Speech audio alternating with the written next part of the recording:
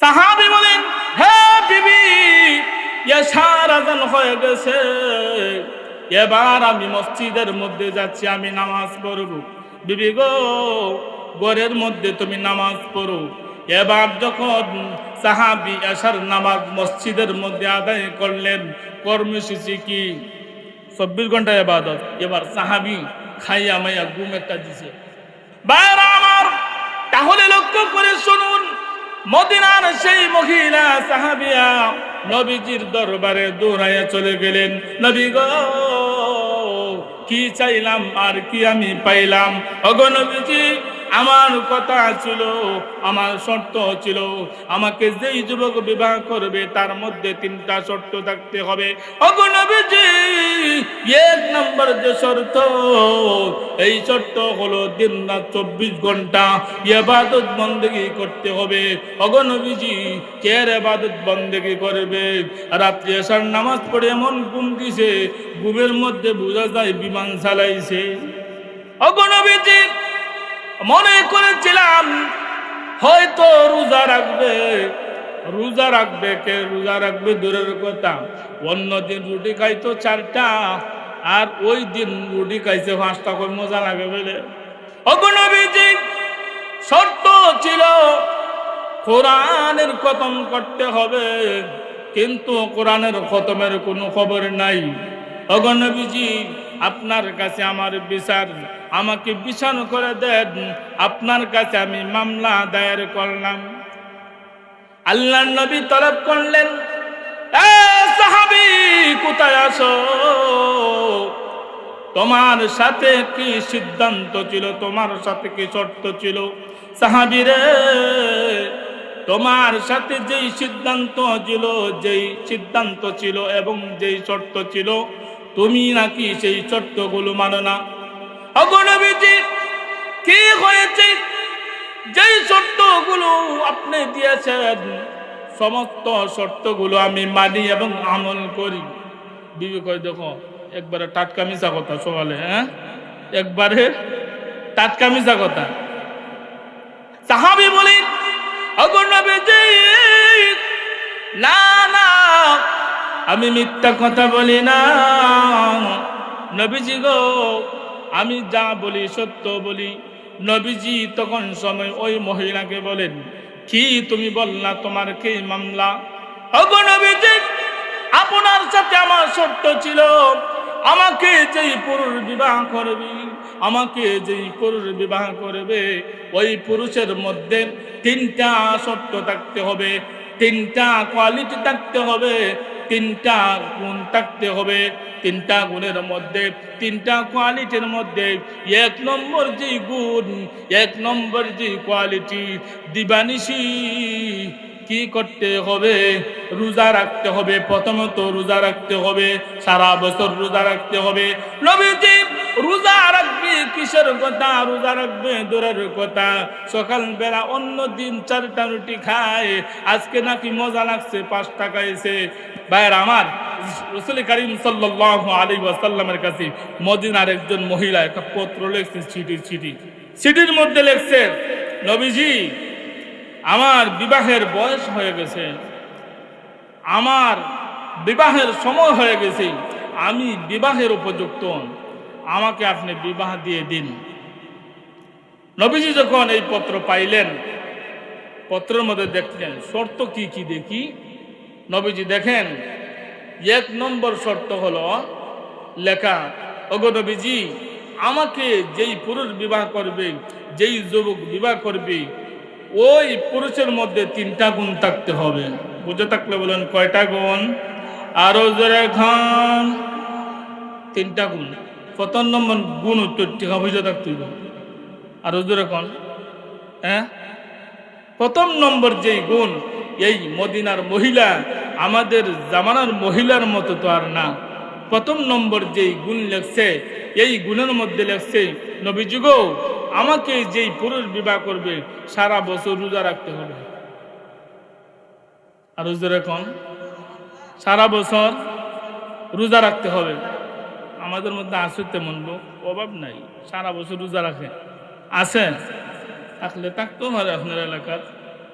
দুই নম্বর যে গুণ, ওগো নবীজি, আমাকে যেই পুরুষ যুবক বিবাহ করবে তার দুই নম্বর যেই গুণ, এই গুণ হলো সে প্রতিদিন কোরআনের খতম করতে হবে।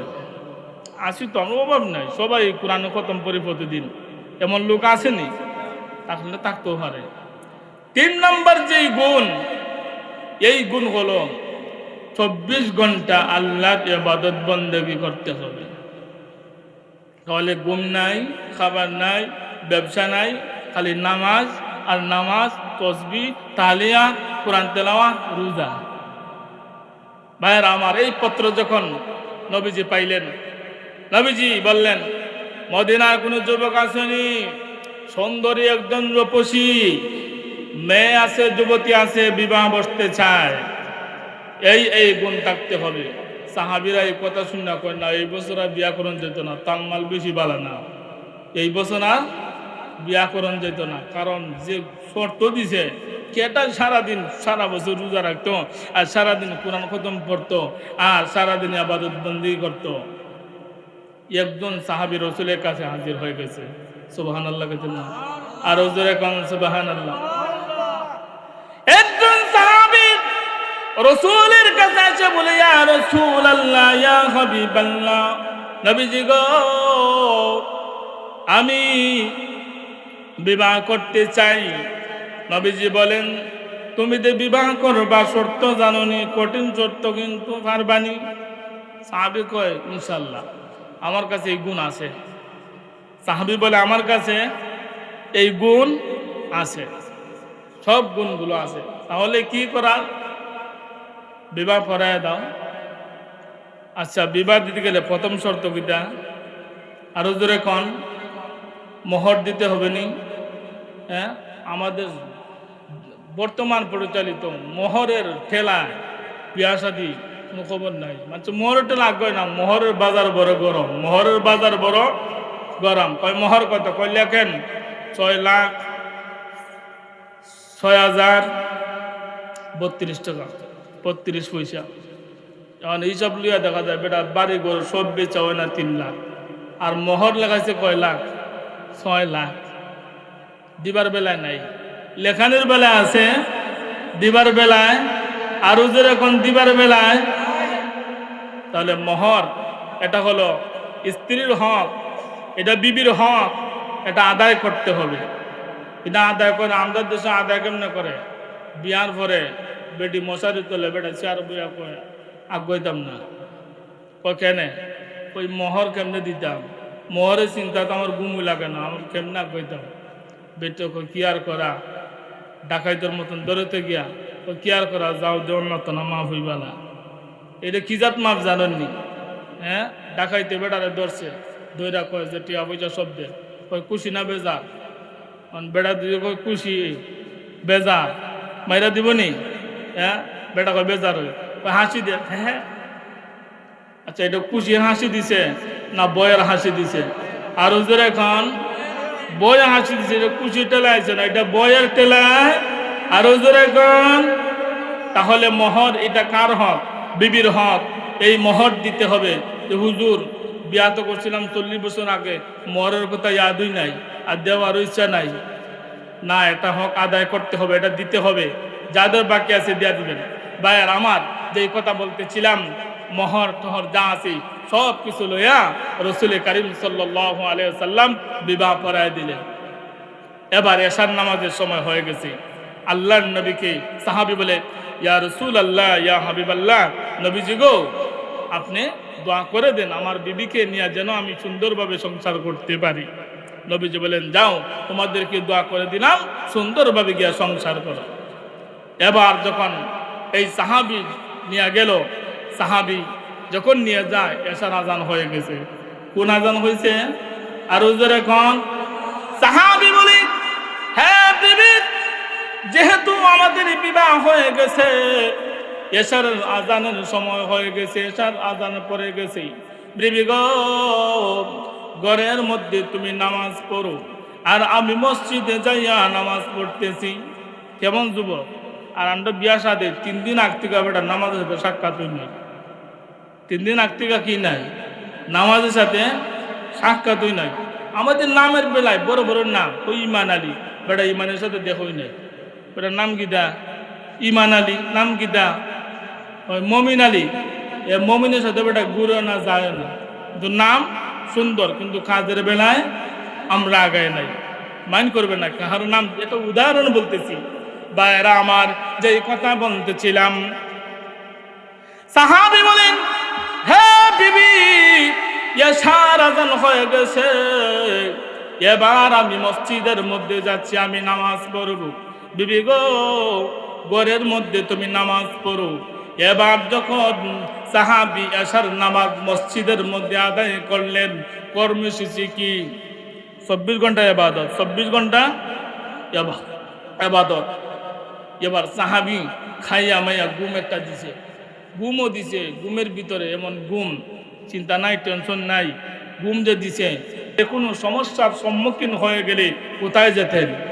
আরো যে এখন নবীজির দরবারে নামাজে, আর আমরা সমস্যা হইলে নামাজ নাই, খারাপ নাই, ইমামের সাথে সাক্ষাৎ না, দূর মেরে ডাক্তারের দ্বারা, কই ডাক্তারের দ্বারা গেলে কাকে ফেট কাটো, আসেনি।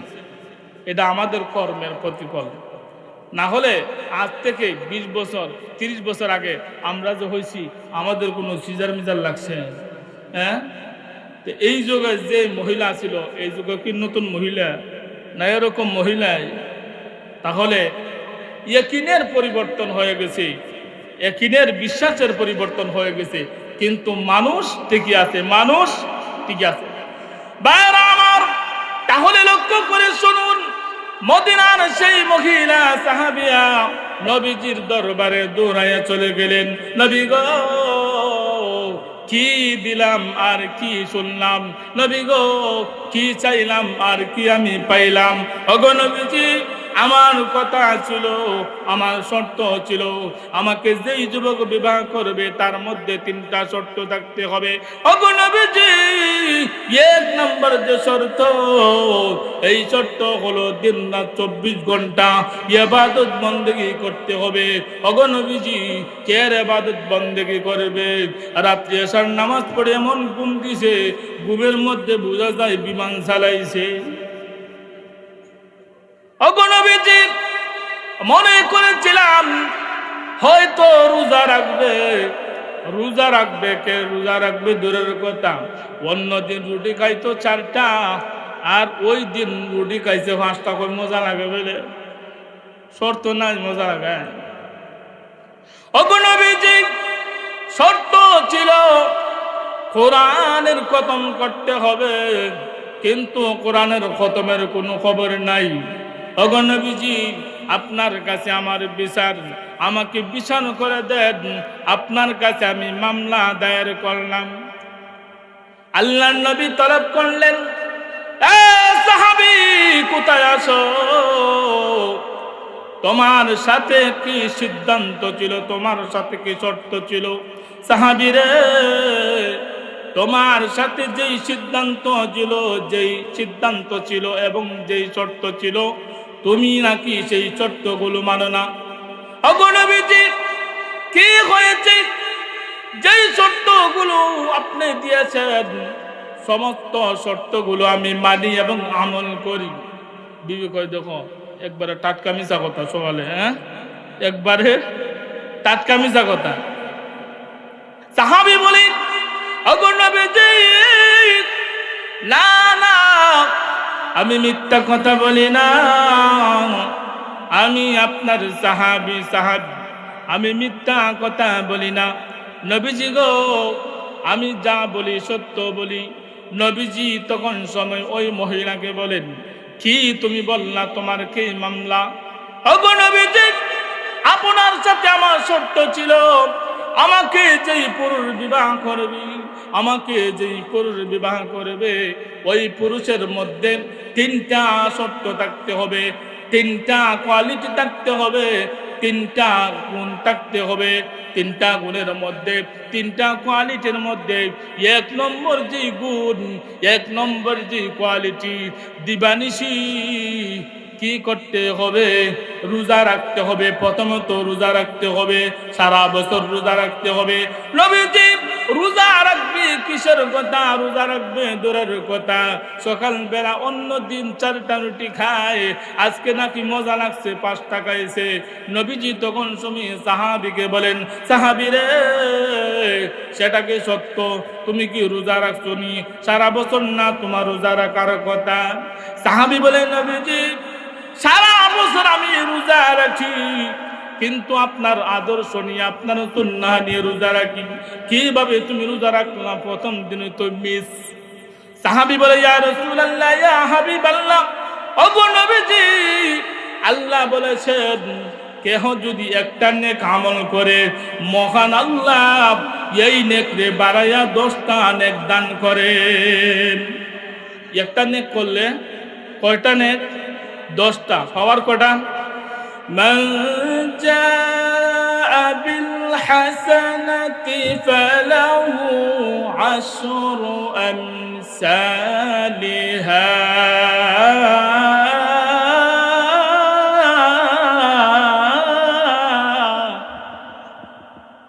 কেহ যদি একটা নেক করে আল্লাহ ওই নেকে বাড়াইয়া পাওয়ার দিয়া 10টা বানায় দেন। সাহাবী বলেন, ওগো নবীজি আপনি বলেছেন, আল্লাহ বলেছেন কেহ যদি একটা নেক করে, একটা ভালো কাজ করে, মহান আল্লাহ এক নেকরে আল্লাহ পাওয়ার বাড়াইয়া 10 বানায় দেয়। নবীজি গো, রমজান মাসে আমি 30টা রোজা রাখি, একটা রোজায় যদি 10 দেওয়া হয় তাহলে 30টা রোজায় কত হইল? একটা রোজা যদি 10টা হয় তাহলে 10 10 কত? আর রোজার এখন 100 নি, তাহলে 3 10, তাহলে 3 10 30টা।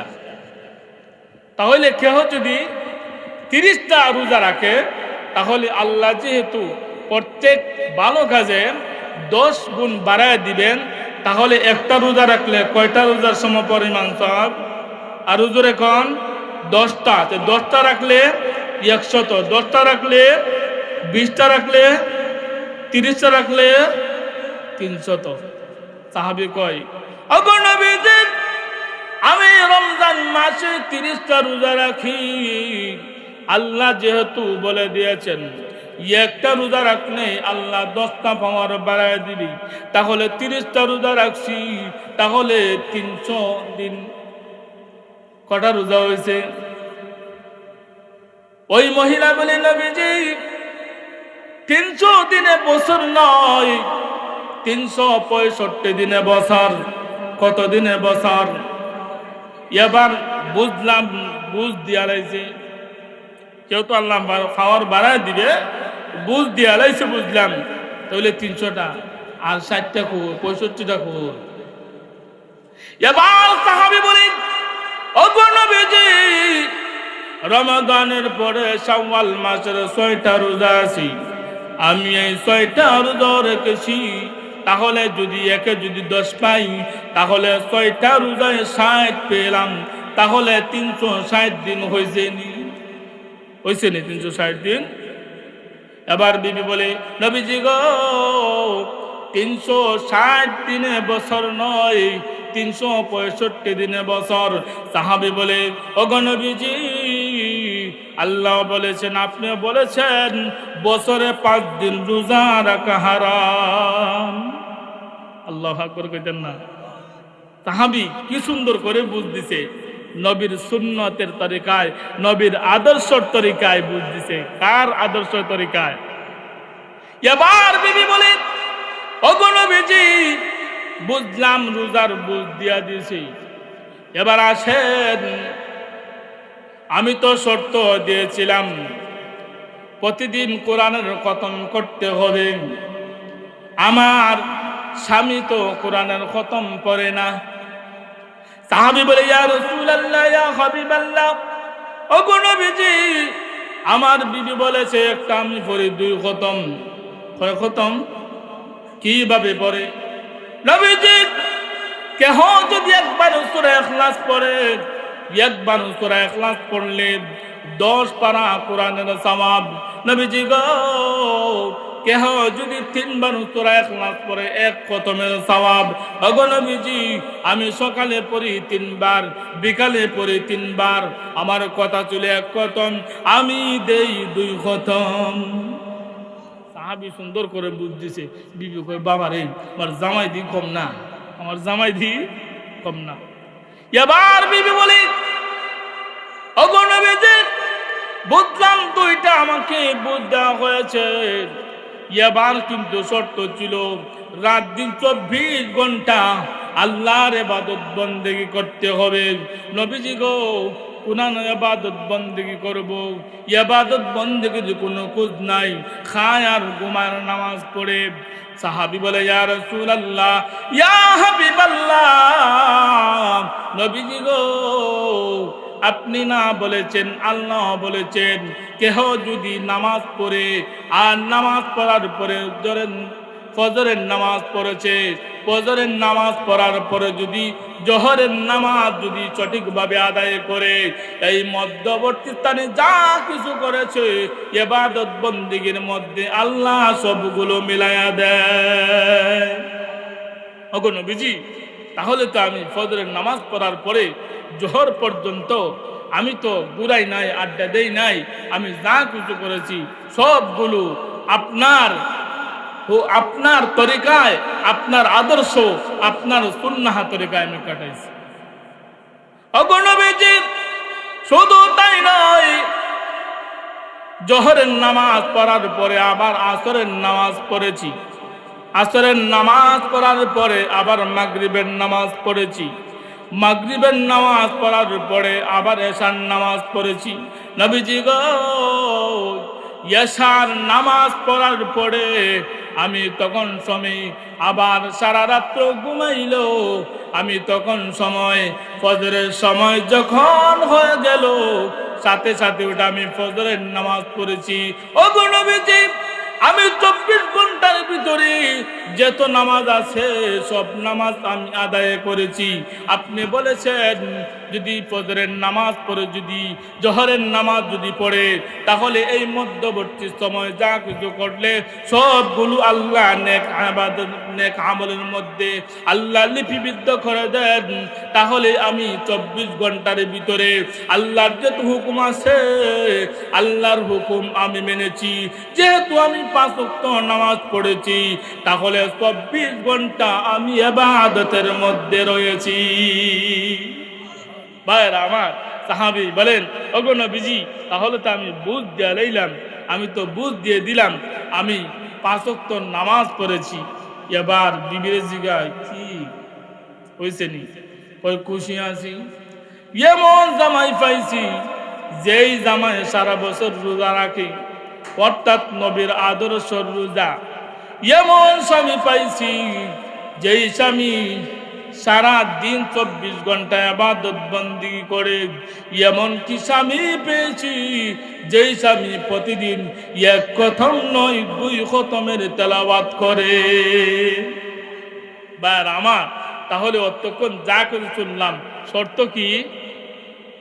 ইবাদত বন্দেগী আল্লাহর করব, কিন্তু শর্ত কি? কার তরিকায়? আর ওদের এখন রাসূলের তরিকায়। আমার যা কিছু করব, যা কিছু করব আমি সব কিছু হতে হবে নবীজির তরিকায়। নবীজির তরিকায় যা কিছু করব, ব্যবসা করব, ব্যবসা বাণিজ্য করব, হাল চাষ করব, কৃষি কাজ করব, দৈনন্দিন যা করব, এমনকি খাবার যে খাইব এটা আল্লাহর ইবাদত। সুবহানাল্লাহ। ভাইরা আমার তাহলে শর্ত হলো আল্লাহর হুকুম পালন করব, কিন্তু নবীজির তরিকায়, নবীজির সুন্নাহ, নবীজির আদর্শ আমার ফ্যামিলিতে, আমার পরিবারে, আমার রাষ্ট্রে, আমার সমাজে, আমার বাড়িতে, আমার ফ্যামিলিতে, আমার সন্তানের সর্ব জায়গায় নবীজির আদর্শ নিয়ে আমাদেরকে জীবন গঠন করতে হবে।